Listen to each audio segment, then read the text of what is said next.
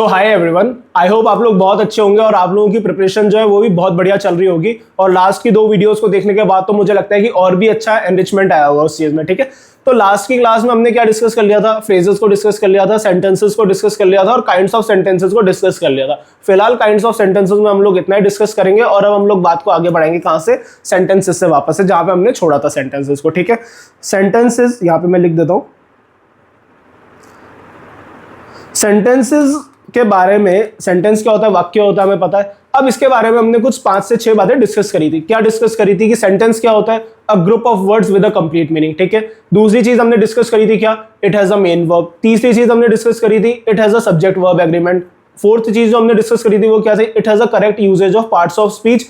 Fifth थी, it has an arrangement of words. और six था कि जो पूरा सेंटेंस हम बना रहे हैं वो लॉजिकल होना चाहिए। ऐसा नहीं कि कुछ भी बोल दे कि बच्चा पानी खा रहा है या बच्चा पत्थर खा रहा है, इस तरह की कोई लॉजिक थोड़ा सा निकल के आ रहा है।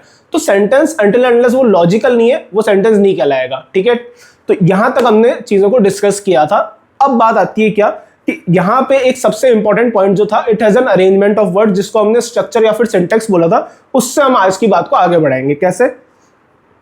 एक सेंटेंस में एक प्रॉपर अरेंजमेंट होना चाहिए, यानी क्या होना चाहिए? एक प्रॉपर स्ट्रक्चर या फिर सिंटैक्स होना चाहिए। और उसके बारे में हमने ये डिस्कस किया था कि सबसे पहले क्या आता है? सब्जेक्ट आता है सेंटेंस में, उसके बाद वर्ब आता है और उसके बाद क्या आता है? ऑब्जेक्ट आता है। ठीक है, यहां तक हमने इन बातों को डिस्कस कर लिया था। अब यहां से बात को आगे बढ़ाएंगे। पिछली वीडियो में हमने बस इतना सा बताया था आपको कि सब्जेक्ट जो है वो वर्ब के साथ मिलकर के किसी भी सेंटेंस में अगर क्या का जवाब दे, या सब्जेक्ट वर्ब के साथ मिलकर किसी सेंटेंस में किसे का जवाब दे, तो वो जो वर्ड किसे या किसको रिप्रेजेंट करा है ना, क्या या किसे को रिप्रेजेंट करा है, वो वर्ड क्या होता है? ऑब्जेक्ट होता है। यहां तक मैंने बात को कंप्लीट कर दिया था। ठीक है, अब यहां से बात को आगे बढ़ाएंगे। अब आपके माइंड में एक क्वेश्चन आ रहा होगा कि सब्जेक्ट होता क्या है, क्या क्या हो सकता है सब्जेक्ट? तो यहां से हम बात को आगे बढ़ाते हैं। सब्जेक्ट क्या क्या हो सकता है किसी भी सेंटेंस में? या तो सब्जेक्ट नाउन हो सकता है, किसी भी जगह का नाम। ठीक है ना, नेमिंग वर्ड किसी भी जगह का, किसी का भी नाम वो नेमिंग वर्ड होना चाहिए। या तो सब्जेक्ट क्या हो सकता है? नाउन हो सकता है। दूसरा सब्जेक्ट क्या हो सकता है? प्रोनाउन हो सकता है। प्रोनाउन क्या होता है? जो कि नाउन की रिपीटेशन को रोके, यानी रिप्लेसेस द नाउन। प्रोनाउन क्या होता है? जो नाउन को रिप्लेस करे। अब मैं आपसे अगर पूछूं कि सब्जेक्ट क्या नाउन और प्रोनाउन के अलावा कुछ और हो सकता है, तो आप बोलोगे नहीं हो सकता। ठीक है ना, अनटिल एंड अनलेस कि वो वर्ड जो है वो सेंटेंस में नाउन को रिप्रेजेंट ना कराओ या नाउन की तरह बिहेव ना कराओ। वर्ड ध्यान रखना, नाउन या प्रोनाउन के अलावा कोई भी ऐसा वर्ड सब्जेक्ट नहीं हो सकता किसी भी सेंटेंस में, अनटिल एंड अनलेस वो वर्ड जो है वो अपने आप को नाउन की तरह बिहेव ना कर रहा हो। ठीक है, यानी नाउन के जैसा हो या नाउन की तरह बिहेव कर रहा हो। यहां पे मैं लिख देता हूं, behaves in a sentence like a noun. ठीक है, अब यहां से मैं क्या समझाना चाह रहा हूं आपको, वो आपको आगे डिटेल में समझ में आ जाएगा। सबसे पहले तो ऐसे कौन से वर्ड्स होते हैं जो अपने आप को नाउन की तरह बिहेव करके रखते हैं किसी भी सेंटेंस में और सब्जेक्ट की तरह यूज होते हैं? सबसे पहले तो इसमें आ जाता है, ए में डालता हूं इन्फिनेटिव। अब आप बोलोगे इन्फिनेटिव क्या होता है? इन्फिनेटिव मतलब होता है टू प्लस वर्ब की फर्स्ट फॉर्म, यानी टू के साथ जब हम वर्ब की फर्स्ट फॉर्म का यूज करें और वो एज अ नाउन यूज हो रही है सेंटेंस में, तो उसको हम सब्जेक्ट की तरह यूज कर सकते हैं। ठीक है, क्या बोला मैंने? जब टू के साथ हम वर्ब की फर्स्ट फॉर्म को यूज करें और वो सेंटेंस में नाउन की तरह यूटिलाइज हो रही हो, तो उस नाउन को हम लोग एज अ सब्जेक्ट यूज कर सकते हैं सेंटेंस के अंदर। ठीक है, जो मैं बोल रहा हूं ना वो ध्यान से सुनना, ताकि क्या आपका कोई भी कंसेप्ट क्या मिस ना हो जाए। ठीक है, तो एक तो बात ये हो गई इन्फिनेटिव। एक होता है जेरेंड। जेरेंड मेरे को लगता है बहुत सारे लोगों ने सुन रखा होगा। जेरेंड क्या होता है? जब हम वर्ब की फर्स्ट फॉर्म के साथ आईएनजी को यूज करें, यानी वर्ब की फर्स्ट फॉर्म प्लस आईएनजी, यानी वर्ब को हम यूज करें आईएनजी के साथ और वो वर्ब की first form plus I N G as a noun utilize हो रही है उस सेंटेंस में, तो उस नाउन को हम लोग एज अ सब्जेक्ट ट्रीट कर सकते हैं उस सेंटेंस के अंदर। ठीक है, जैसे कि मैं बोलूं swimming is the best exercise. Swimming क्या है? एक बेस्ट एक्सरसाइज है। अब स्विमिंग क्या हो गया यहाँ पे? मैं स्विमिंग यहाँ पे एक तरह से सब्जेक्ट हो गया। स्विमिंग कैसे सब्जेक्ट हो गया स्विमिंग? क्योंकि स्विम प्लस आईएनजी क्या हो गया? वर्ब की फर्स्ट फॉर्म प्लस आईएनजी। अब वो कैसा ट्रीट हो रहा है यहाँ पे? नाउन। क्या बेस्ट एक्सरसाइज है? स्विमिंग जो है वो बेस्ट एक्सरसाइज है, तो यहाँ पे स्विमिंग किसको रिप्रेजेंट कर रहा है? नाउन को।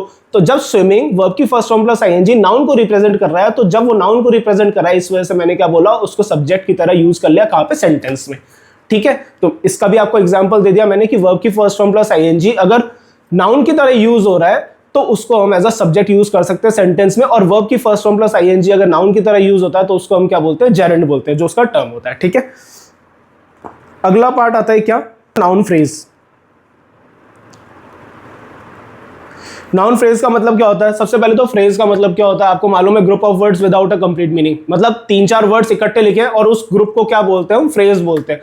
अब मान लो उन 3-4 वर्ड्स में से एक नाउन है, नाउन से पहले क्या आता है, एडजेक्टिव आता है, या नाउन से पहले क्या आता है, आर्टिकल आता है। अब वो ग्रुप ऑफ वर्ड्स मिलकर के अगर एक नाउन को रिप्लेस करें, यानी एक नाउन को रिप्रेजेंट करें, अगर वो तीनों चारों वर्ड्स मिलकर के, तो ऐसे पूरे फ्रेज को हम क्या बोलते हैं, नाउन फ्रेज बोलते हैं। जैसे मैंने बोला अ बिग हाउस, हाउस क्या है यहाँ पे, नाउन है, नाउन से ठीक पहले आके उसकी क्वालिफाई करने का काम कौन कर रहा है, एडजेक्टिव कर रहा है, और उससे ठीक पहले आकर के उसके मीनिंग को फिक्स करने का काम कौन कर रहा है, आर्टिकल कर रहा है। तो अब बिग हाउस यहाँ पे क्या हो गया, एक तरह से नाउन था, नाउन के साथ एडजेक्टिव जुड़ा और साथ में आर्टिकल जुड़ा, तो यानी नाउन के मीनिंग को और एनहांस कर दिया, यानी क्या हुआ, नाउन के साथ ही 2-3 वर्ड और मिल गए और उसको फ्रेज में कन्वर्ट कर दिया। और अब वो पूरा का पूरा जो फ्रेज है अगर उस सेंटेंस में नाउन की तरह यूज हो रहा है तो वो क्या हो गया, नाउन फ्रेज हो गया, और उसको हम सब्जेक्ट की तरह यूज कर सकते हैं। ठीक है, ये था इसका मीनिंग। आगे जब हम एग्जाम्पल डिस्कस करेंगे तो आपको और चीजें अच्छे से क्लियर हो जाएंगी। अगला पार्ट आता है noun clause.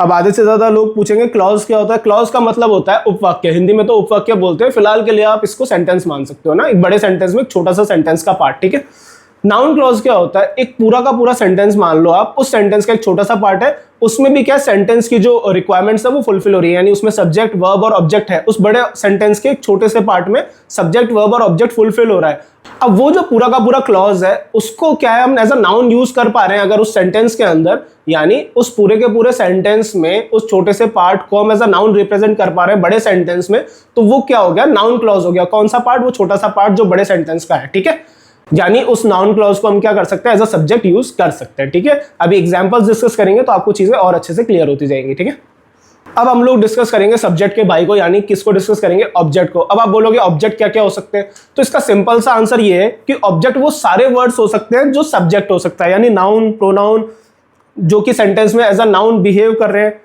Infinitive, gerund, noun phrase या नाउन क्लॉज, ये सब के सब क्या ऑब्जेक्ट भी हो सकते हैं। बस दोनों में डिफरेंस कितना सा होता है, सब्जेक्ट है, सब्जेक्ट ने कोई एक्शन परफॉर्म किया, यानी एक्शन किससे पता लगता है हमें, वर्ब से पता लगता है। सब्जेक्ट ने कोई एक्शन किया, उस एक्शन को रिसीव कौन कर रहा है, उस एक्शन को रिसीव कर रहा है ऑब्जेक्ट। तो दोनों में डिफरेंस यही होता है कि ऑब्जेक्ट जो होता है ना वो एक्शन का रिसीवर होता है। मैं यहां पे लिख भी देता हूं, ऑब्जेक्ट जो होता है वो क्या होता है, रिसीवर ऑफ एन एक्शन। बस ये डिफरेंस होता है भाई। मैं रिक्वेस्ट कर रहा हूं आप लोगों से, प्लीज यहाँ पे एक्टिव वॉइस और पैसिव वॉइस का कंसेप्ट मत लगाने लग जाना, कंफ्यूज हो जाओगे बुरी तरीके से। लिटरली बोल रहा हूँ, बहुत बुरी तरीके से कंफ्यूज हो जाओगे। फिलहाल के लिए ये एक बेसिक्स की क्लास है, इसको बेसिक्स की तरह लेके समझो। बस इतना ध्यान रखो कि आपको अच्छे से, मैं कोई भी चीज छुड़वाऊंगा नहीं, एक्टिव वॉइस पैसिव वॉइस में मैं सारी चीजें अच्छे से कवर करवाऊंगा, लेकिन फिलहाल के लिए अपना दिमाग एक्टिव वॉइस पैसिव वॉइस से हटा करके सिर्फ यहाँ पे रखो। ठीक है, जो भी है 2-4 जो लगा रहे होंगे उनके लिए बोल रहा हूँ। ठीक है, अब हम लोग क्या करते हैं, कुछ क्वेश्चंस को डिस्कस करते हैं ताकि आपको ये सारी चीजें समझ में आ जाए। अच्छा, अब इन सेंटेंसेस को डिस्कस करने से पहले मैं आपको एक चीज बता देता हूं। अगर आपको किसी भी सेंटेंस में सब्जेक्ट या ऑब्जेक्ट पहचानना है तो आप कैसे पहचानते हो, वर्ब के लेफ्ट साइड में क्या होता है, सब्जेक्ट होता है, और वर्ब के राइट साइड में क्या होता है, ऑब्जेक्ट होता है। फिलहाल के लिए यही ध्यान रखो, एक्टिव वॉइस पैसिव वॉइस वाले शांत रहना। ठीक है, ज्यादा गहराई में मत जाओ भाई, डूब जाओगे, है ना। एक्टिव वॉइस पैसिव वॉइस वालों से बोल रहा हूँ, ज्यादा गहराई में जाओगे तो डूब जाओगे। फिलहाल के लिए जैसे सिंपल समझा रहा हूँ वैसे समझने की कोशिश करो। ठीक है, तो वर्ब के लेफ्ट साइड में क्या होता है, सब्जेक्ट होता है, और वर्ब के राइट साइड में क्या होता है, ऑब्जेक्ट होता है। इतना सा ध्यान रखना बस। ठीक है, अब यहाँ पे हम क्वेश्चन को सॉल्व करने की कोशिश करते हैं। Ashoka saw a war, saw क्या है, एक एक्शन है, तो ये क्या हो गया, एक्शन वर्ब। इससे लेफ्ट साइड में क्या होगा, ये अशोका क्या है, नाम है यानी नाउन, और क्या हो गया, ये सब्जेक्ट हो गया साथ में। अशोका ने क्या देखा, अ वॉर, तो ये क्या हो गया, ऑब्जेक्ट हो गया। ठीक है, अब इससे रिलेटेड कुछ फैक्ट्स हम लोग डिस्कस कर लेते हैं। हमने वैसे कर रखा है कलिंगा वॉर के बारे में, 261 BC अशोका ने जीता था, लेकिन 1 लाख से ज़्यादा लोग की डेथ हुई थी और 1.5 लाख से ज़्यादा डिस्प्लेस हो गए थे। ये सारी बातें हमने डिस्कस कर रखी कि बुद्धिज्म उन्होंने अपनाया था। ठीक है, अब चलते हैं अगले सेंटेंस पे। Gandhi and Nehru love India, love क्या है, एक्शन वर्ब है। ठीक है, लव क्या हो गया, एक्शन वर्ब। एक्शन वर्ब के ठीक पहले क्या आता है, सब्जेक्ट आता है, तो गांधी एंड नेहरू क्या हो गया, सब्जेक्ट हो गया। अब यहाँ पे एक चीज और, मैंने आपको बोला था कि सब्जेक्ट में नाउन फ्रेज भी होता है। अब नाउन फ्रेज ही कैसे होगा, गांधी क्या है, नाउन है, नेहरू क्या है, नाउन है, और दोनों किसके साथ जुड़े हुए हैं, एंड के साथ जुड़े हुए हैं, यानी 3 वर्ड्स बन रहे हैं यहाँ पे। तो 3 वर्ड्स बन रहे हैं, मतलब ये क्या हो गया, गांधी एंड नेहरू एक फ्रेज हो गया, और ये पूरा का पूरा फ्रेज क्या है, एक सब्जेक्ट को रिप्रेजेंट कर रहा है सेंटेंस में, तो इस वजह से ये क्या हो गया, ये नाउन नहीं होगा, ये होगा नाउन फ्रेज। ठीक है, क्योंकि इसमें एक से ज्यादा वर्ड है जो नाउन को रिप्रेजेंट कर रहे हैं और बाद में वो अल्टील एंड अनलेस सब्जेक्ट को रिप्रेजेंट कर रहा है सेंटेंस में। ठीक है, तो ये क्या हो गया, नाउन फ्रेज हो गया। और ऑब्वियसली बात है, Gandhi and Nehru love India, तो राइट साइड में क्या आएगा, ऑब्जेक्ट आएगा। ठीक है, यहां तक हमने डिस्कस कर लिया था। अब इससे रिलेटेड कुछ फैक्ट्स हम लोग डिस्कस कर लेते हैं। गांधी जी ने मास मूवमेंट्स किए थे आज़ादी के लिए। Non cooperation 1920, civil disobedience 1930, quit India movement 1942। ठीक है, और नेहरू जी ने क्या किया था, मॉडर्न इंडिया का आर्किटेक्ट किया था। IITs, AIIMS, steel plants, planning commission, दोनों में एक बड़ा फर्क था कि गांधी जी क्या विलेज इकोनॉमी चाहते थे और नेहरू इंडस्ट्रियलाइजेशन चाहते थे। अगला सेंटेंस आता है टू गवर्न इज रिस्पॉन्सिबल। तो इज क्या है यहाँ पे, सबसे पहले तो ये एक वर्ब हो गया। वैसे ये स्टेट वर्ब है, स्टेट बताने वाली वर्ब है। इसको हम लिंकिंग वर्ब भी बोलते हैं। कैसे, आने वाली वीडियो में, इसी वीडियो में हम आने वाले पार्ट में हम लोग डिस्कस करेंगे। ठीक है, तो वर्ब से लेफ्ट साइड में क्या आएगा, सब्जेक्ट आएगा। अब यहाँ पे आया टू प्लस वर्ब की फर्स्ट फॉर्म, तो ये क्या हो गया, इन्फिनेटिव हो गया। मैंने आपको बताया था यहाँ पे टू के साथ वर्ब की फर्स्ट फॉर्म लग जाए तो क्या होता है, वो इन्फिनेटिव। और ये इन्फिनेटिव एज अ नाउन इसको यहाँ पे सेंटेंस में सब्जेक्ट की तरह रिप्रेजेंट कर रहा है। ठीक है, और वर्ब के राइट साइड में क्या आएगा, रिस्पॉन्सिबल, ये क्या हो गया, ऑब्जेक्ट हो गया। ठीक है, to govern is responsible. India में गवर्नेंस 3 टायर है, यूनियन, स्टेट और लोकल। आर्टिकल 356 क्या है, प्रेसिडेंट रूल है। पंचायती राज 73rd अमेंडमेंट एक्ट 1992 के थ्रू आया था। ग्रास रूट्स तक पावर पहुंची थी यहाँ पे। अगला सेंटेंस आता है farming is India's backbone. Is क्या है यहाँ पे, वर्ब। फार्मिंग क्या हो गया यहाँ पे, अब यहाँ पे वर्ब की first form plus I N G noun को रिप्रेजेंट कर रहा है। क्या इंडिया की बैकबोन है, फार्मिंग है। तो क्या का जवाब कौन देता है, नाउन देता है। और यहाँ पे वर्ब की first form plus I N G that is gerund क्या है, सब्जेक्ट रिप्रेजेंट कर रहा है। ठीक है, यहाँ पे मैंने आपको बताया था वर्ब की फर्स्ट फॉर्म प्लस आईएनजी क्या होता है, जेरेंट होता है। यानी वर्ब की फर्स्ट फॉर्म प्लस आईएनजी जब नाउन की तरह बिहेव करे तो उसको हम जेरेंट बोलते हैं और उसको हम एज अ सब्जेक्ट यूज कर सकते हैं। ठीक है, तो यहाँ पे एक्चुअल में नाउन नहीं होता है, ये क्या होता है, जेरेंट होता है जो नाउन की तरह यूज होता है। तो इसको हम लोग एज अ सब्जेक्ट यूज कर सकते हैं, सब्जेक्ट में, सेंटेंस में, सॉरी। ठीक है,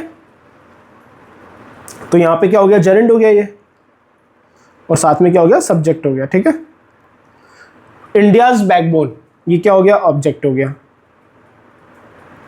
ठीक है, the brave Rani can inspire अस। अब यहाँ पे फार्मिंग से रिलेटेड कुछ बात डिस्कस कर लेते हैं हम लोग। एग्रीकल्चर इंडिया की जीडीपी में 18% का कंट्रीब्यूशन, 58% पॉपुलेशन डायरेक्टली फार्मिंग पर डिपेंडेंस।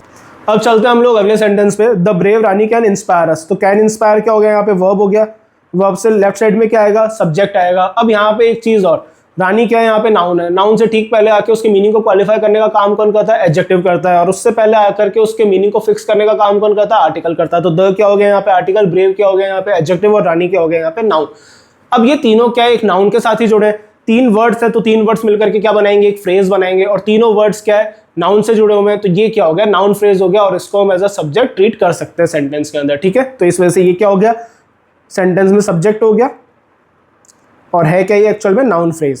ठीक है, आई होप आपको चीजें बहुत अच्छे से क्लियर होने लग गई होंगी। और अगर नहीं हो रही है तो प्लीज कमेंट सेक्शन में जरूर बताना कि कहां पे दिक्कत आ रही है। वैसे तो मेरे को नहीं लगता कोई दिक्कत आनी चाहिए। ठीक है, ये हो गया नाउन फ्रेज कैन इंस्पायर अस। यहाँ पे ये क्या हो गया, ऑब्जेक्ट हो गया। ठीक है, इससे रिलेटेड कुछ फैक्ट देख लेते हैं हम लोग। रानी लक्ष्मीबाई और झांसी 1828 से 1858 तक रिवोल्ट ऑफ 1857 की सबसे आइकॉनिक लीडर थी। डॉक्ट्रिन ऑफ लैप्स से झांसी छीनी गई, ब्रिटिश के अगेंस्ट तलवार उठाई। ग्वालियर में 18 जून 1858 को बैटल में शहीद हो गई, वो भी सिर्फ 29 साल की उम्र में। खूब लड़ी मर्दानी वो तो झांसी वाली रानी थी, सुभद्रा कुमारी चौहान की फेमस कविता। ठीक है, अब चलते हैं हम लोग एक और इंपॉर्टेंट सेंटेंस पे, that India lost the war shocked the nation. Shocked क्या हो गया यहाँ पे, एक्शन वर्ब हो गया। That India lost the war, India war हारा, इससे क्या हो गया, पूरे नेशन को शॉक हो गया। ठीक है, that India lost the war. अब यहाँ पे अगर मैं आपसे बोलूँ कि ये इस पूरे के पूरे सेंटेंस को अभी हम लोग यहाँ तक ही रखते हैं बस, that India lost the war. तो ये क्या हो गया, एक तरह से उपवाक्य हो गया, यानी एक क्लॉज हो गया, यानी बड़े सेंटेंस का एक छोटा पार्ट हो गया जो कि अपने आप को एज अ सेंटेंस रिप्रेजेंट करा, उसको हम क्या बोलेंगे, क्लॉज बोलेंगे। अब यहाँ पे द वॉर, ये लॉस्ट क्या यहाँ पे वर्ब है। फिलहाल इतना सा पार्ट ही ध्यान रखना बस है ना, इतना सा, that India lost the war, इतना ही ध्यान रखो फिलहाल सेंटेंस को। लॉस्ट क्या है यहाँ पे, वर्ब हो गया। वर्ब के राइट साइड में क्या होगा, ऑब्जेक्ट होगा। और वर्ब के लेफ्ट साइड में क्या होगा, सब्जेक्ट होगा। अब ये बड़े सेंटेंस में एक छोटा सा सेंटेंस बना कि नहीं बना, बना कि नहीं बना, बड़े सेंटेंस में एक छोटा सा सेंटेंस बना, ऑब्वियस सी बात है। ठीक है, बन गया। अब ये छोटा वाला पार्ट जो है सेंटेंस का, ये बड़े वाले सेंटेंस में क्या रिप्रेजेंट कर रहा है? What shocked the nation, nation को किससे शॉक लगा? That India lost the war. तो ये क्या का जवाब दे रहा है? तो ये क्या हो गया? पूरा का पूरा नाउन हो गया। अब जब नाउन को पूरा का पूरा एक क्लॉज रिप्रेजेंट करेगा तो वो क्या हो जाएगा? नाउन क्लॉज हो जाएगा। और उस नाउन क्लॉज को हम क्या सब्जेक्ट की तरह यूज कर सकते हैं? जी हाँ, कर सकते हैं। दोबारा से समझने की कोशिश कर लेना। ये that India lost the war, ये क्या एक छोटा सा सेंटेंस है बड़े सेंटेंस में, तो ये क्या हो गया? क्लॉज हो गया। अब ये क्लॉज को हम क्या कर रहे हैं? एज अ नाउन रिप्रेजेंट कर रहे हैं इस पूरे सेंटेंस में। What shocked the nation, that India lost the war shocked the nation, यानी ये व्हाट का जवाब दे रहा है, तो ये क्या हो गया? नाउन हो गया। और इस नाउन को, क्योंकि ये पूरा क्लॉज रिप्रेजेंट कर रहा है, तो क्या हो गया? ये नाउन क्लॉज हो गया। और नाउन क्लॉज को हम किसी भी सेंटेंस में सब्जेक्ट की तरह यूज कर सकते हैं, ठीक है। तो इसी वजह से क्या होगा, दोबारा से हम लोग कर लेते हैं इसको। ये क्या हो गया? शॉक्ड क्या हो गया? Action verb. और ये पूरा का पूरा क्या हो गया? That India lost the war subject हो गया। किस तरह का subject? Noun clause. I hope आपको दिख रहा होगा अब तो अच्छे से, ठीक है ना। नाउन क्लॉज हो गया और वर्ब के राइट साइड में आकर के क्या होता है? ऑब्जेक्ट होता है, ठीक है। अब हम लोग कुछ फैक्ट्स डिस्कस कर लेते हैं इससे रिलेटेड भी। इंडो चाइना वॉर 1962 इंडिया की सबसे बड़ी मिलिट्री डिफीट थी ये। चाइना ने अक्सई चिन 38,000 स्क्वायर किलोमीटर ऑक्यूपाई किया। नेहरू शॉक्ड हो गए, उनका हिंदी चीनी भाई भाई स्लोगन फेल हुआ।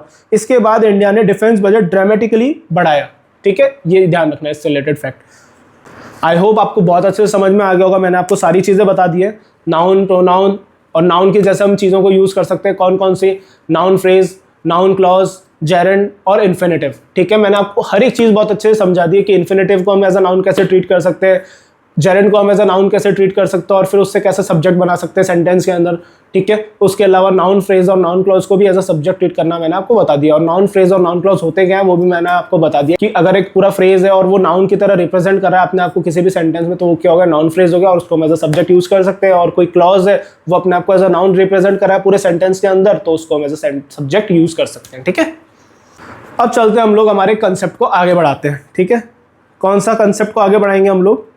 अच्छा, यहाँ पे हम कुछ और सेंटेंसेस को भी डिस्कस कर लेते हैं सबसे पहले, ठीक है।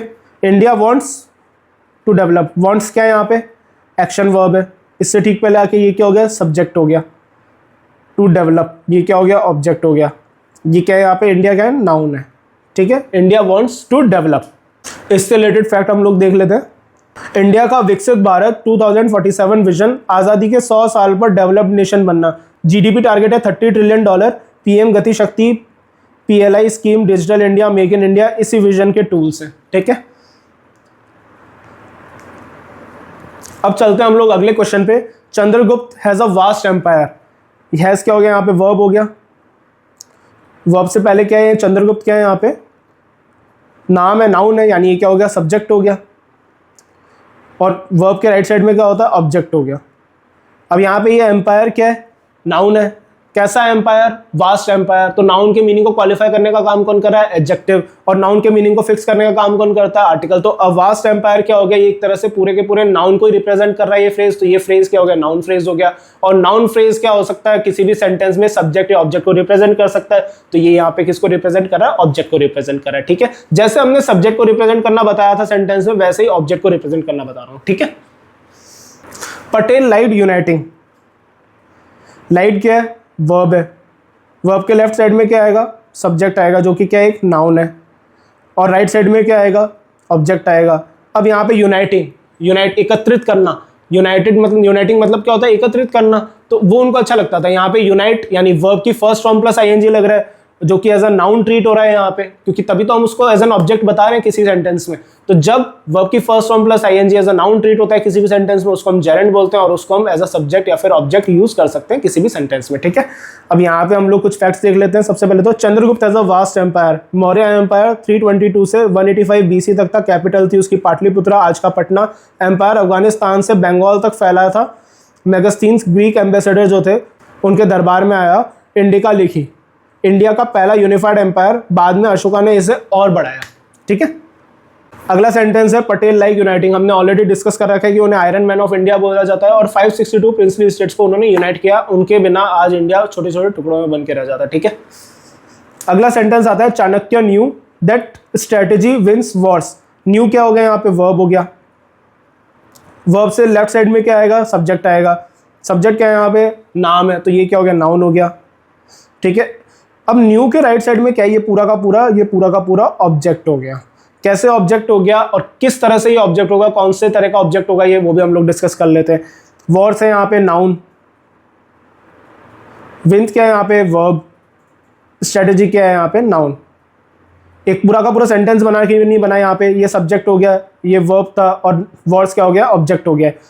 ठीक है, अब एक बड़े सेंटेंस में ये एक छोटा सा सेंटेंस, इसको क्या बोलेंगे हम, क्लॉज बोलेंगे। और ये क्लॉज क्या कर रहा है, एक पूरे सेंटेंस में नाउन की तरह रिप्रेजेंट कर रहा है। चाणक्य को क्या पता था, चाणक्य को क्या पता था दैट स्ट्रेटेजी विंस वॉर्स, तो ये पूरा का पूरा क्या हो गया, नाउन की तरह रिप्रेजेंट कर रहा है, क्योंकि नाउन क्या है, क्या का आंसर देता है। Chanakya knew what, that strategy wins wars, तो ये क्या हो गया, पूरा का पूरा नाउन रिप्रेजेंट कर रहा है। और एक तरह से ये एक पूरा क्लॉज भी है। तो एक पूरा का पूरा क्लॉज जब नाउन की तरह अपने आप को बिहेव कराता है तो वो क्या हो जाता है, नाउन क्लॉज हो जाता है, और उसको हम एज अ सब्जेक्ट या फिर ऑब्जेक्ट ट्रीट कर सकते हैं किसी भी सेंटेंस में। और यहाँ पे हमने क्या करा, ऑब्जेक्ट की तरह ट्रीट करा है किसको, नाउन क्लॉज को। ठीक है, अगले सेंटेंस पे हम लोग चलते हैं। The great Bajirao defeated many Mughal generals.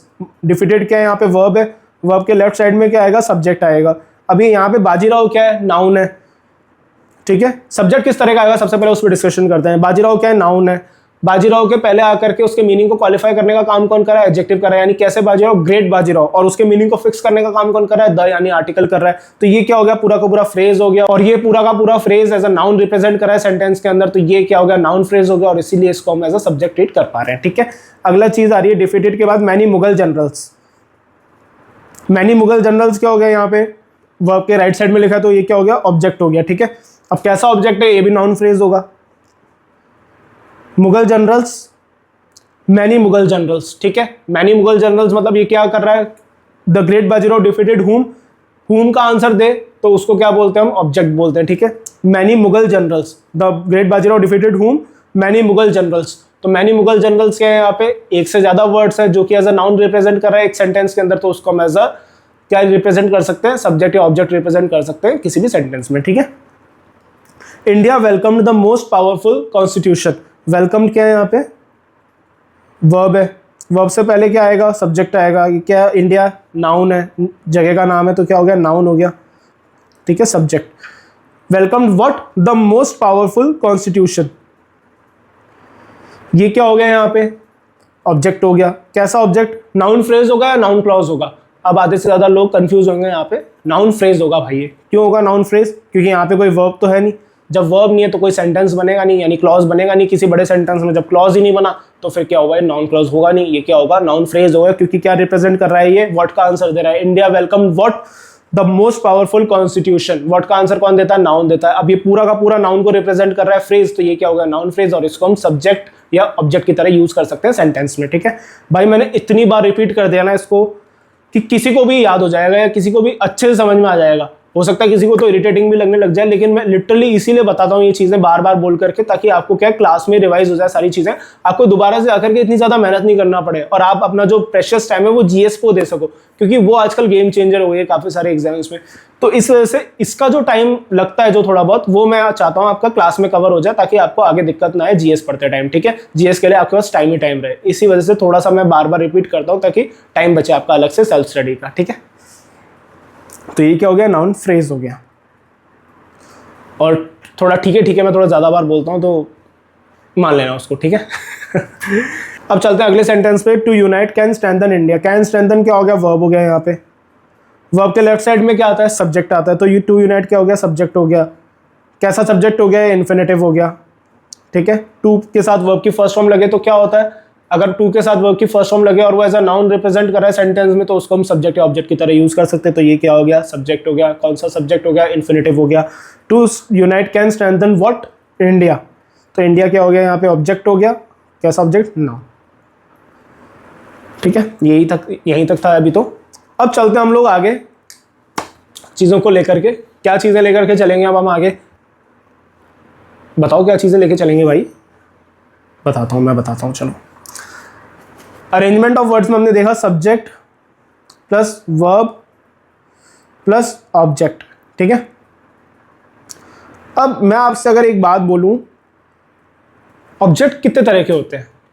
आप बोलोगे यार ऑब्जेक्ट आपने बताया तो सही कि नाउन की तरह यूज़ कर सकते हैं, प्रोनाउन की तरह यूज़ कर सकते हैं, नाउन के जैसे दिखने वालों को यूज़ कर सकते हैं। तो भाई ये टाइप्स ऑफ ऑब्जेक्ट नहीं था, ये था कि नाउन को हम कैसे ऑब्जेक्ट को हम किस तरह से यूज़ कर सकते हैं। ठीक है, ऑब्जेक्ट के टाइप्स कितने होते हैं उस पर बात कर रहा हूँ मैं। तो ऑब्जेक्ट के टाइप्स दो तरह के होते हैं, एक होता है डायरेक्ट ऑब्जेक्ट, एक होता है इनडायरेक्ट ऑब्जेक्ट।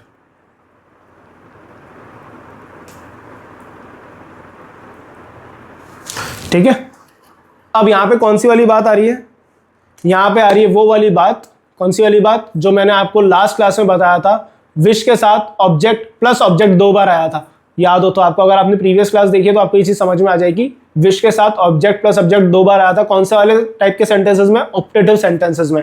तब मैंने आपको बताया था कि यहाँ पे दो ऑब्जेक्ट क्यों आ रहा है, मैं आपको अगली वाली क्लास में बताऊंगा। तो इसीलिए बोलता हूँ पेशेंस रखा करो, हर चीज का एक प्रॉपर टाइम होता है, वहां पे चीजों को डिस्कस किया जाता है। ठीक है, तो विश के साथ ऑब्जेक्ट दो बार क्यों आया था उस चीज पर हम लोग डिस्कस करते हैं। ठीक है, डायरेक्ट ऑब्जेक्ट और इनडायरेक्ट ऑब्जेक्ट क्या होते हैं? डायरेक्ट ऑब्जेक्ट जो है वो हमेशा वर्ब के बारे में बताता है। ठीक है, किसके बारे में बताता है? वर्ब के बारे में बताता है, यानी हमेशा किसका जवाब देगा? ये व्हाट का जवाब देगा।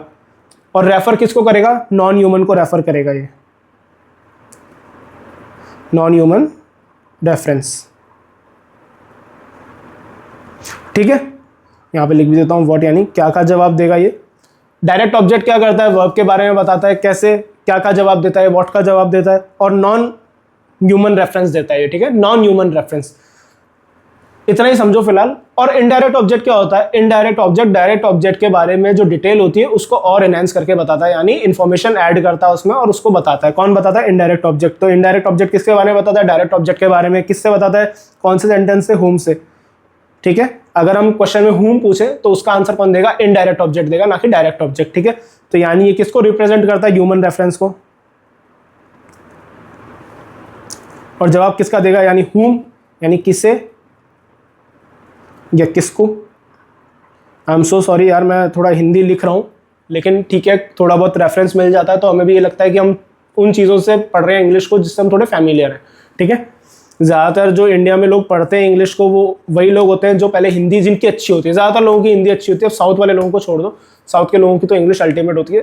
ठीक है, हम बात कर रहे हैं नॉर्थ इंडिया में रहने वाले लोगों की, क्योंकि ज़्यादातर प्रिपरेशन क्या करते हैं? वही लोग करते हैं गवर्नमेंट एग्जाम की, कोई भी एग्जाम की प्रिपरेशन कर रहे हो, ज़्यादातर बच्चों की हिंदी ही हिंदी अच्छी होती है और हिंदी के बेसिस पे वो इंग्लिश सीखने की कोशिश करते हैं। तरीका बहुत ज़्यादा गलत है, क्योंकि हिंदी को आपने किसी और बेसिस पे नहीं सीखा था, हिंदी को हिंदी के बेसिस पे ही सीखा था, तो इंग्लिश को भी इंग्लिश के बेसिस पे ही सीखना चाहिए।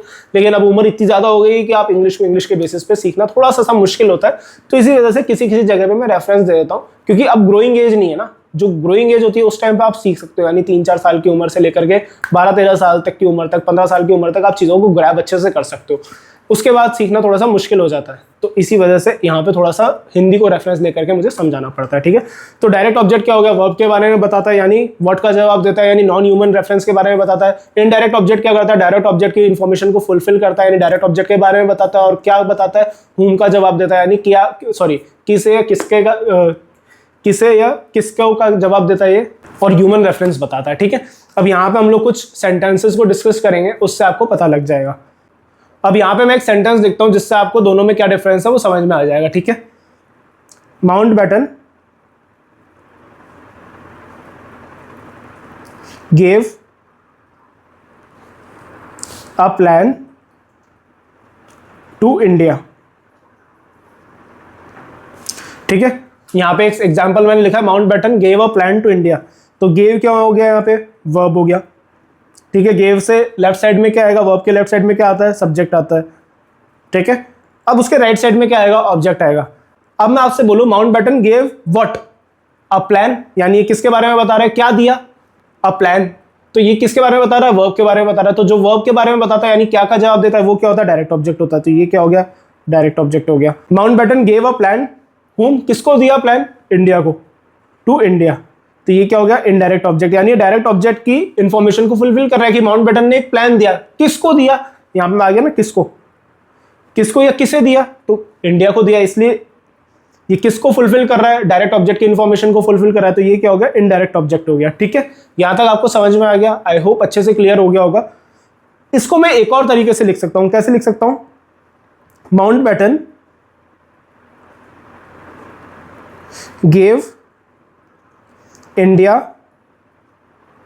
अ प्लान, ठीक है। इसको मैंने क्या लिखा, अलग तरीके से लिख दिया। यहाँ पे माउंटबेटन क्या है, सॉरी गेव क्या है, यहाँ पे सबसे पहले वर्ब, वर्ब के लेफ्ट साइड में क्या आएगा, सब्जेक्ट आएगा, तो माउंटबेटन क्या है, सब्जेक्ट हो गया, साथ में नाउन है ये, ठीक है।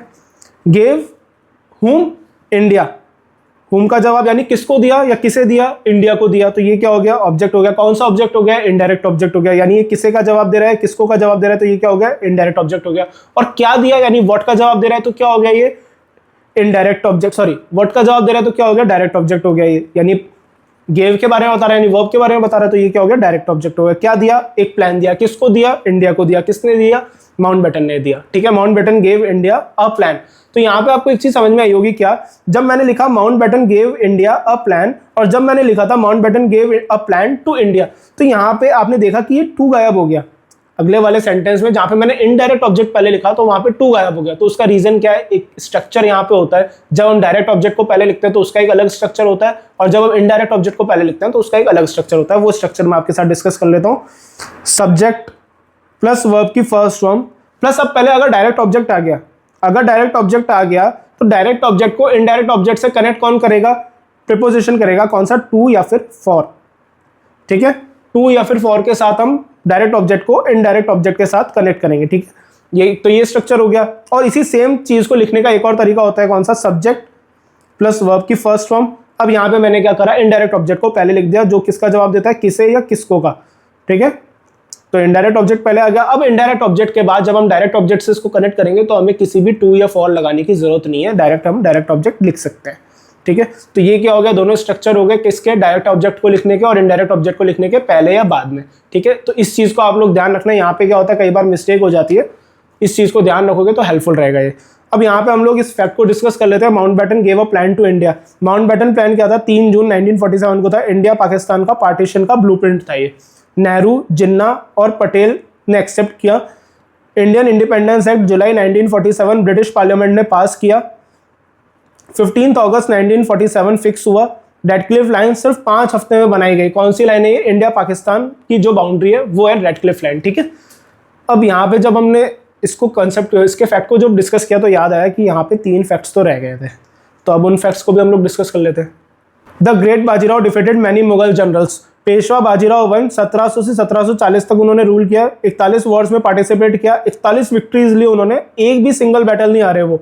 मुगल जनरल निजाम उल मुल्क के साथ बैटल करा था उन्होंने, बैटल ऑफ पलखेड़ 1728 में, और हराया था उनको। और इवन उन्होंने दिल्ली तक मराठा फ्लैग को पहुंचाया था। अगला सेंटेंस है, India welcome the most powerful constitution. अब यहाँ पे कॉन्स्टिट्यूशन से रिलेटेड 26 जनवरी 1950 को जो कॉन्स्टिट्यूशन है वो इन्फोर्स हुआ, ये हमने डिस्कस कर रखा है ऑलरेडी। 448 आर्टिकल्स हैं, 12 शेड्यूल्स हैं और 25 पार्ट्स हैं आज की तारीख में। B.R. अम्बेडकर जो थे वो ड्राफ्टिंग कमेटी के चेयरमैन थे। ये सब मैंने डिस्कस कर लिया आपसे। फंडामेंटल राइट्स में आर्टिकल 12 से 35 तक होते हैं। DPSP आर्टिकल 36 से आर्टिकल 51 तक होते हैं। Fundamental duties article 51A। ये सब चीज़ें आपको ध्यान रखनी है, मैंने आपको बता दिया मुझे जवानी, ठीक है। To unite can strengthen India. Sardar Vallabhbhai Patel का विजन था ये कि एक united strong India, 562 princely states को एक साथ लाना। हिस्ट्री का सबसे बड़ा पीसफुल इंटीग्रेशन था ये। एक भारत श्रेष्ठ भारत मोदी गवर्नमेंट का प्रोग्राम सरदार वल्लभ भाई पटेल जी के विजन से इंस्पायर्ड है ये, ठीक है। और नेशनल यूनिटी डे कब मनाया जाता है, 31 अक्टूबर को सरदार वल्लभ भाई पटेल के बर्थडे पर मनाया जाता है ये, ठीक है। अब हमने डायरेक्ट ऑब्जेक्ट और इनडायरेक्ट ऑब्जेक्ट भी डिस्कस कर लिया। अब चलते हैं हम लोग अगले पार्ट पे। कौन से पार्ट पे, अभी बताता हूं। अब यहां पे मैं एक सेंटेंस लिखता हूं आपके लिए। चंद्रगुप्त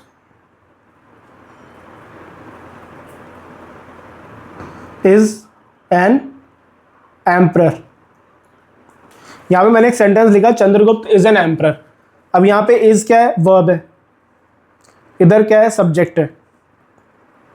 और इधर क्या है, ऑब्जेक्ट नहीं है। ये कोई ऑब्जेक्ट नहीं है। कैसे ऑब्जेक्ट नहीं है, मैं आपको बताता हूँ। अब मैं आपसे पूछूं कि एन एम्परर कौन है, आप हो, मैं हूं, आपका कोई फ्रेंड है, ये कौन है ये एन एम्परर, तो आपका सिंपल सा जवाब ये आएगा कि सर ये जो चंद्रगुप्त है ना, यही एन एम्परर है। यानी चंद्रगुप्त क्या है, एन एम्परर, यानी Chandragupta is equal to an emperor. तो यहाँ पे तो आपने बोला था हमें ऑब्जेक्ट क्या करता है, कोई ट्रांसफर हुए हुए एक्शन को रिसीव करता है, यानी एक्शन को रिसीव कौन करता है, ऑब्जेक्ट करता है। अब आप बोलोगे यहाँ पे तो कोई एक्शन ही नहीं हुआ, इस तो क्या एक स्टेट बताने वाली वर्ब है।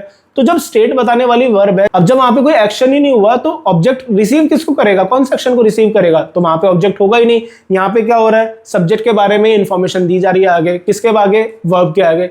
तो जब सब्जेक्ट के आगे ही वर्ब की वजह से उसकी इंफॉर्मेशन दी जाए, यानी सब्जेक्ट की इंफॉर्मेशन को और आगे बताया जाए वर्ब की वजह से, तो ऐसी वर्ब्स को हम बोलते हैं क्या, लिंकिंग वर्ब।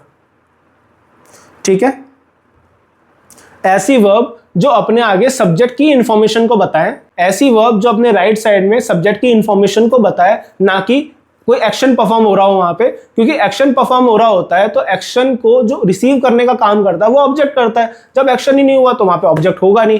तो इस वजह से जब कोई एक्शन नहीं हो रहा, कोई स्टेट बताने वाला काम हो रहा है, तो उस स्टेट बताने वाले काम में क्या होता है, जब सब्जेक्ट की इंफॉर्मेशन को आगे बताया जाता है वर्ब के, तो वो जो वर्ब आई होती है उस वर्ब को हम क्या बोलते हैं, लिंकिंग वर्ब बोलते हैं। इस वजह से क्या होता है कि उस सेंटेंसेस में जिसमें लिंकिंग वर्ब होती है वहां पे ऑब्जेक्ट नहीं होता। याद रखना, जिन सेंटेंसेस में लिंकिंग वर्ब यानी स्टेट बताने वाली जो वर्ब होती है वहां पे ऑब्जेक्ट कभी भी नहीं होता। वहां पे क्या होता है, इसको हम बोलते हैं सब्जेक्ट कॉम्प्लीमेंट। क्या बोलते हैं इसको हम, सब्जेक्ट कॉम्प्लीमेंट। क्या करता है ये, सब्जेक्ट की इंफॉर्मेशन को फुलफिल कर रहा है।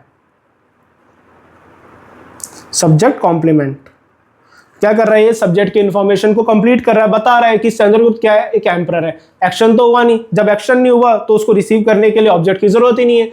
जब एक्शन ही नहीं हुआ तो रिसीव करने के लिए ऑब्जेक्ट की जरूरत नहीं है उस एक्शन को। क्या हुआ, अवस्था बता रहे हैं। अवस्था बताने का काम कौन करता है, लिंकिंग वर्ब करती है, मैंने आपको बता दिया। यानी अगर स्टेट बताने का काम हो रहा है तो स्टेट बताने के काम में एक्शन तो हुआ नहीं, जब एक्शन नहीं हुआ तो सब्जेक्ट की इंफॉर्मेशन को आगे बताया जा रहा है, कि डिटेल में बताया जा रहा है सब्जेक्ट की इंफॉर्मेशन को। तो वो जो आगे वर्ब के आगे जो पार्ट होता है ना सेंटेंस का, उसको हम कभी भी ऑब्जेक्ट नहीं बोलते, उसको हम बोलते हैं क्या, सब्जेक्ट कॉम्प्लीमेंट, यानी सब्जेक्ट की इंफॉर्मेशन को पूरा कंप्लीट करने वाला। ठीक है, तो सारी की सारी दिक्कत किस वजह से हुई, लिंकिंग वर्ब की वजह से।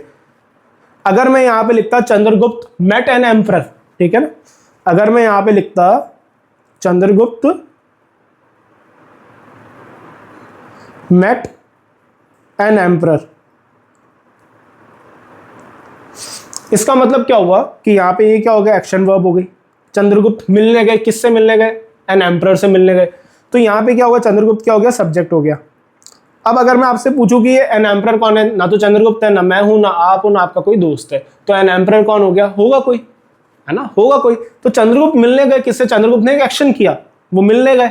अब उस एक्शन को रिसीव किसने किया, उस एम्परर ने किया जिससे वो मिलने गए। चंद्रगुप्त मेट हुम, एन एम्परर। तो यहाँ पे हुम का जवाब कौन दे रहा है, एन एम्परर दे रहा है। यानी एक्शन को रिसीव कौन कर रहा है, एन एम्परर कर रहा है। तो यहाँ पे एन एम्परर क्या हो गया, ऑब्जेक्ट होगा कि सब्जेक्ट कॉम्प्लीमेंट होगा, ऑब्वियस सी बात है ऑब्जेक्ट होगा, क्योंकि ये सब्जेक्ट के बारे में नहीं, एक और नए पर्सन के बारे में बता रहा है, that is object, that is an emperor. ठीक है, तो यहाँ पे अगर चंद्रगुप्त इज एन एम्परर होता तो यहाँ पे कोई एक्शन परफॉर्म नहीं हो रहा होता, यानी सब्जेक्ट को ही बताने का काम कर रहा होता, सब्जेक्ट के बारे में डिटेल बताने का काम कर रहा होता आगे वाला पार्ट ऑफ सेंटेंस, तो उसको क्या बोलते हैं हम, सब्जेक्ट कॉम्प्लीमेंट बोलते हैं। यहाँ पे एक्शन हो रहा है तो उस एक्शन को फुलफिल करने का, यानी एक्शन को रिसीव करने का काम कौन कर रहा है, ऑब्जेक्ट कर रहा है। तो एन एम्परर यहाँ पे क्या हो गया, ऑब्जेक्ट हो गया। आई होप आपको मैं भाई 4-4 5-5 बार बोल के समझा रहा हूँ, आई थिंक आपको समझ में आ रहा होगा चीज़ें। और मुझे लगता है कि नहीं बोलना चाहिए मुझे इतना 2-3 बार आपको समझाने के लिए, लेकिन फिर भी ताकि आपको कोई भी दिक्कत ना आए, आप इसको, मैं आपको लिटरली सजेस्ट करूंगा कि आप इसको 1.25 या 1.5 पे देखना। ठीक है, और 4 बार बताने से फायदा यही होता है कि आपकी जो बेसिक्स है वो और अच्छे लेवल पे पहुंच जाता है। ठीक है, तो अब यहाँ पे हम कुछ लिंकिंग वर्ब और एक्शन वर्ब्स को डिस्कस कर लेते हैं।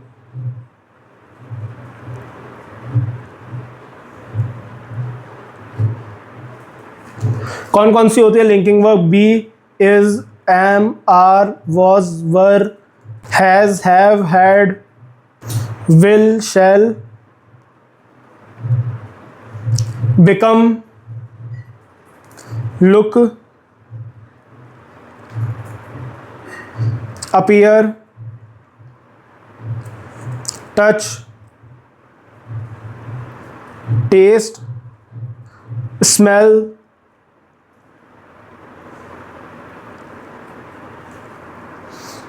Feel, go, grow. ठीक है, ये सब एटसेट्रा, ये सब क्या होती है, लिंकिंग वर्ब होती है। ठीक है, साथ में मैं एक और लिख देता हूं, सीन, सीन, एटसेट्रा, ये सब क्या होते हैं, लिंकिंग वर्ब। इनके बाद कभी भी क्या होता है, ऑब्जेक्ट नहीं आता, इनके बाद हमेशा क्या आता है, सब्जेक्ट कॉम्प्लीमेंट आता है। ठीक है, अब बात करते हैं एक्शन वर्ब्स की। अभी क्या कर रहा हूं मैं, पढ़ा रहा हूं, टीच, सिंग, स्विम, डांस, ये सब क्या एक्शन है। Cook, go, look at, at भी आएगा साथ में, ठीक है। ये सब क्या हो, कोई ना कोई एक्शन हो रहा है, तो ये क्या होंगी, सारी एक्शन वर्ब। अब आप यहाँ पे एक चीज़ गौर करोगे क्या, कि ये गो जो है वो यहाँ पे भी है और एक गो जो है वो यहाँ पे भी है। लुक जो है वो यहाँ पे भी है, लुक जो है वो यहाँ पे भी है, ठीक है। क्या फ़र्क होता है दोनों में, एक होता है ही लुक्स गुड, कि वो सुंदर दिख रहा है, तो ये किसके लिए बता रहा है, उस ही के लिए बता रहे हैं हम लोग, तो यानी ये क्या हो गया, लिंकिंग वर्ब हो गया। ही लुक्स गुड, कैसा लग रहा है वो, अच्छा दिख रहा है वो, तो गुड क्या हो गया, सब्जेक्ट कॉम्प्लीमेंट हो गया। अगर मैं सेंटेंस की जगह बोलूँ he looked at his sister, यानी उसने अपनी सिस्टर की तरफ देखा, अब यहाँ पे क्या हो गया, एक एक्शन हो गया। लुक एट, मैंने आपको बोला यहाँ पे लुक एट क्या हो गया, एक एक्शन हो गया, यानी उसने अपनी बहन की तरफ देखा, तो ये क्या हो गया, एक एक्शन हो गया, यानी एक्शन को जो रिसीव करने का काम कौन कर रही है, उसकी सिस्टर कर रही है, तो यहाँ पे सिस्टर क्या हो गया, ऑब्जेक्ट हो गया, ना कि सब्जेक्ट कॉम्प्लीमेंट हो गया। और एक और वर्ड मैंने लिया है यहाँ पे गो, दोनों में, लिंकिंग वर्ब और एक्शन में भी। एक गो का मतलब क्या होता है, होना, और एक गो का मतलब क्या होता है, जाना, ठीक है। एक गो का मतलब क्या होता है, होना, और एक गो का मतलब होता है जाना। तो ये सारे होते हैं लिंकिंग वर्ब और एक्शन वर्ब, ठीक है। मैं यहाँ पे लिख देता हूँ आपके सामने कि अगर सब्जेक्ट के साथ लिंकिंग वर्ब आए तो उसके बाद क्या आएगा, सब्जेक्ट कॉम्प्लीमेंट आएगा, ठीक है। सब्जेक्ट के साथ लिंकिंग वर्ब आए तो उसके साथ क्या आएगा, सब्जेक्ट कॉम्प्लीमेंट आएगा। अगर सब्जेक्ट के बाद एक्शन वर्ब आए तो उसके बाद ऑब्जेक्ट आ भी सकता है या फिर नहीं भी आ सकता। सब्जेक्ट के साथ अगर एक्शन वर्ब आए तो ऑब्जेक्ट आ भी सकता है, नहीं भी आ सकता। अब मैंने बोला इट्स रेनिंग, रेनिंग क्या हो रहा है, एक्शन हो रहा है। एक्शन में भी मैंने आपको वर्ब में बताया था ना, एक तो होता है डूइंग वाला और एक होता है हैपनिंग वाला, वो अपने आप हो रहा है। तो अब यहाँ पे ऑब्जेक्ट की क्या जरूरत है, इट्स रेनिंग, तो बाहर रेनिंग हो रही है, तो उसके लिए ऑब्जेक्ट की क्या जरूरत है। तो इस वजह से मैंने आपको बोला सब्जेक्ट के साथ एक्शन वर्ब आए तो वहां पे ऑब्जेक्ट आ भी सकता है और वहां पे नहीं भी आ सकता, ठीक है। अब हम लोग कुछ सेंटेंसेस को डिस्कस कर लेते हैं, कुछ क्वेश्चंस को डिस्कस कर लेते हैं, ताकि आपके जो बच्चे कुछ डाउट्स भी हैं वो भी क्लियर हो जाए, ठीक है। अब यहाँ पे सबसे पहला सेंटेंस लिखा है इंडिया बिकेम इंडिपेंडेंट, तो बिकेम क्या हो गया, यहाँ पे बिकेम मैंने आपको बताया था लिंकिंग वर्ब होता है, तो ये क्या हो गया यहाँ पे, इंडिपेंडेंट क्या हो गया, सब्जेक्ट कॉम्प्लीमेंट, ठीक है। ये सब्जेक्ट था नाउन और ये क्या हो गया, सब्जेक्ट कॉम्प्लीमेंट। यहाँ पे हम लिंकिंग वर्ब और आगे क्या आएगा उतना ही डिस्कस करेंगे, ठीक है। Babur march to Delhi, march क्या है यहाँ पे, एक्शन वर्ब है। Babur march to Delhi, action perform कर रहे हैं यहाँ पे बाबर, तो ये क्या हो गया, टू दिल्ली क्या हो गया, ऑब्जेक्ट हो गया क्या, ये नहीं होगा भाई ये ऑब्जेक्ट। अब आप बोलोगे एक्शन परफॉर्म कर रहा है तो फिर ऑब्जेक्ट क्यों नहीं होगा, बाबर तो यहाँ पे सब्जेक्ट हो गया, मार्च एक्शन वर्ब हो गया। अब उस एक्शन वर्ब को कहाँ जा रहे हैं, वो दिल्ली जा रहे हैं, तो उस एक्शन को रिसीव करने के लिए ऑब्जेक्ट है तो सही। अब आपसे मैं एक सवाल यहाँ पे बोलता हूँ, मैंने आपको बोला था कि ऑब्जेक्ट कौन कौन से हो सकते हैं, नाउन या फिर प्रोनाउन हो सकते हैं, और नाउन प्रोनाउन क्या करते हैं, व्हाट का आंसर देते हैं, हु का आंसर या हुम का आंसर देते हैं, ठीक है। व्हाट, हु या हुम का आंसर कौन देता है, नाउन प्रोनाउन देते हैं। अब यहाँ पे मैंने बोला बाबर मार्च्ड वेयर, बाबर कहाँ मार्च करके गए, तो वो गए दिल्ली, बाबर मार्च टू दिल्ली। तो अब मैंने आपको बताया था, अगर आपने पिछली वाली क्लास देखी होगी, तो एडवर्ब जवाब देता है वेयर, व्हेन, हाउ और वाई का। वेयर, व्हेन, हाउ, वाई का जवाब कौन देता है, एडवर्ब देता है। तो यहाँ पे टू दिल्ली क्या होगा, ऑब्जेक्ट हो सकता है क्या, नहीं, टू दिल्ली क्या होगा, यहाँ पे एडवर्ब होगा, और एडवर्ब कभी भी ऑब्जेक्ट नहीं हो सकता, ऑब्जेक्ट सिर्फ हो सकता है नाउन प्रोनाउन या नाउन के जैसे रिप्रेजेंट करने वाला, नाउन के जैसे परफॉर्म करने वाला, ठीक है। तो यहाँ पे टू दिल्ली क्या हो गया, एडवर्ब हो गया, ठीक है। Qutub Minar looks magnificent, looks यानी कुतुब मीनार मैग्निफिशेंट दिख रही है, तो यहाँ पे मैग्निफिशेंट किसके लिए यूज हुआ है, कुतुब मीनार के लिए हुआ है। कुतुब मीनार लुक्स मैग्निफिशेंट यानी Qutub Minar is equal to magnificent हो गया, तो ये क्या हो गया, लिंकिंग वर्ब हो गया, और ये क्या हो गया, सब्जेक्ट कॉम्प्लीमेंट हो गया, ठीक है। Akbar looked at the empire, looked at क्या है यहाँ पे, एक्शन वर्ब हो गया। अकबर ने क्या देखा, द एम्पायर देखा। Akbar looked at what, the empire, तो द एम्पायर क्या हो गया यहाँ पे, ऑब्जेक्ट हो गया, ठीक है। Ambedkar became a leader, became क्या है यहाँ पे, लिंकिंग वर्ब है, तो अ लीडर क्या हो गया यहाँ पे, सब्जेक्ट कॉम्प्लीमेंट हो गया, ठीक है। ये अंबेडकर जो है वो सब्जेक्ट है यहाँ पे, तो अ लीडर क्या हो गया, सब्जेक्ट कॉम्प्लीमेंट हो गया, क्योंकि अकबर क्या है, सॉरी, क्योंकि अंबेडकर क्या है, लीडर है, तो Ambedkar is equal to a leader. जब दोनों को इक्वेट कर दे या दोनों के बारे में, यानी सब्जेक्ट के बारे में बताने का काम कौन कर रहा है यहाँ पे, अ लीडर कर रहा है, यानी सब्जेक्ट कॉम्प्लीमेंट हो गया वो, तो इस वजह से बिकेम क्या, लिंकिंग वर्ब है। Nehru wrote a book, wrote क्या, एक्शन वर्ब है। नेहरू ने क्या लिखी, अ बुक लिखी, एक बुक लिखी, तो Nehru wrote what, a book, तो ये क्या हो गया, ऑब्जेक्ट हो गया। व्हाट का आंसर दे रहा है, प्लस साथ में क्या है, एक एक्शन कर रहा है और उस एक्शन को रिसीव करने का काम कौन कर रही है, अ बुक कर रही है, तो इस वजह से क्या हो गया यहाँ पे, अ बुक ऑब्जेक्ट हो गया। द मानसून इज ब्लोइंग, अब यहाँ पे मानसून के बारे में बता रही है, ये लिंकिंग वर्ब हो गया ये, तो द मानसून इज ब्लोइंग, तो ये क्या हो गया, सब्जेक्ट कॉम्प्लीमेंट, यानी सब्जेक्ट के बारे में डिटेल बताने का काम कौन कर रही है, ब्लोइंग कर रहा है वर्ड, तो इस वजह से ये क्या हो गया, सब्जेक्ट कॉम्प्लीमेंट ना कि object. The flower smells good, flower क्या है, अच्छे स्मेल कर रहे हैं, किसके बारे में बात हो रही है, स्मेल्स क्या हो गया, लिंकिंग वर्ब हो गया। मैंने आपको बताया था प्रीवियस वाले स्लाइड में कि स्मेल्स क्या होता है, लिंकिंग वर्ब होता है। कौन स्मेल अच्छा कर रहा है, फ्लावर, यानी सब्जेक्ट के बारे में बताने का काम कर रहा है कौन सा वर्ड, गुड, तो ये क्या हो गया, सब्जेक्ट कॉम्प्लीमेंट हो गया, ठीक है। और ये क्या हो गया, सॉरी ये मैंने गलत स्पेलिंग लिखी, COMPLEMENT होता है, ठीक है, और ये हो गया subject. Indira Gandhi is smelling the rose, अब स्मेलिंग द रोज यहाँ पे क्या हो रहा है, एक्शन हो रहा है, ठीक है, स्मेलिंग व्हाट, द रोज, तो यहाँ पे इंदिरा गांधी ने एक एक्शन किया स्मेल करने का, और उस एक्शन को रिसीव किसने किया, रोज ने, यानी रोज स्मेल कर रही है वो, ठीक है। तो डिपेंड करता है, जरूरी नहीं कि जो वर्ड मैंने वहां लिख दिया वो आएगा, इसे डिपेंड करता है कि सेंटेंस का स्ट्रक्चर क्या है, सेंटेंस कहना क्या चाह रहा है, मीनिंग क्या है उस सेंटेंस का, ठीक है।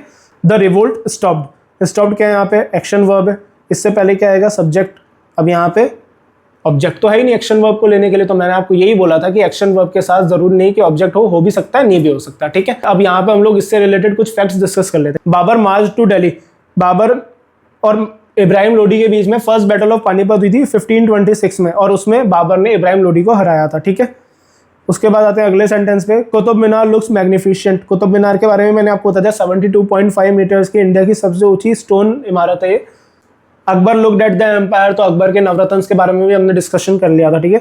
अम्बेडकर बिकेम अ लीडर, अब यहाँ पे कुछ और बातें हैं जो हम लोगों को डिस्कस करनी चाहिए, कौन कौन सी हैं। B R Ambedkar Columbia University plus London School of Economics, India के सबसे पढ़े लिखे leader, drafting committee chairman, Dalit rights के लिए लाइफ लॉन्ग स्ट्रगल किया इन्होंने, आर्टिकल 17 अनटचेबिलिटी एबोलिश करवाया, ठीक है।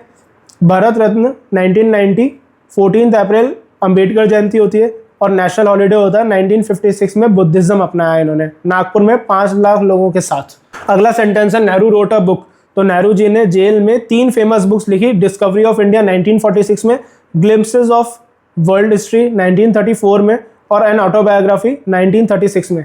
अब अगला आता है the monsoon is blowing, south west monsoon June to September, India की लाइफलाइन बोलते हैं इसको, केरल में सबसे पहले आता है 1 जून के आसपास, ठीक है। रिवोल्ट ऑफ 1857 जून 1858 में ऑफिशियली खत्म हुआ, रानी लक्ष्मीबाई जून 1858 ग्वालियर में शहीद हुई।